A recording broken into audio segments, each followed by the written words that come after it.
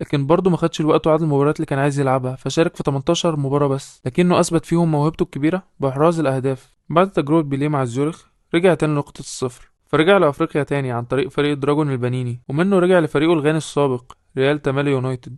مش بقولك لنقطة الصفر يا عزيزي وأنا أضحك عليك. المهم أبشرك إنه رجع تاني لأوروبا، بس المرة دي عن طريق فريق نورت الفرنسي ومنه المولز، عشان نيجي عند حدث ونقطة تحول كبيرة في حياة اللاعب، وهو انتقال لمارسيليا في سنة 1987. لكنه كالعادة ما لعبش وقعد سنة، وتم إعارته لنادي ليل لمدة موسمين، فقدر إنه يلعب في ليل 61 مباراة ويسجل 18 هدف عشان يرجع مارسيليا في سنة 1990. ودي كانت أهم 3 سنين في حياة اللاعب، دول 3 سنين اللي أنا أصلا قاعد بكلمك عن اللاعب ده دلوقتي. فاللاعب بعد ما رجع فجرت موهبته بشكل كبير غير مسبوق، وفي الثلاث سنين دول قدر انه يقود مارسيليا للفوز بالدوري الفرنسي 3 مرات متتالية، بالاضافة لدوري الابطال الوحيد في تاريخ النادي سنة 1993. فقدر انه يلعب معاهم 112 مباراة ويسجل فيهم 23 هدف. انتقل عبيدي بيليه لنادي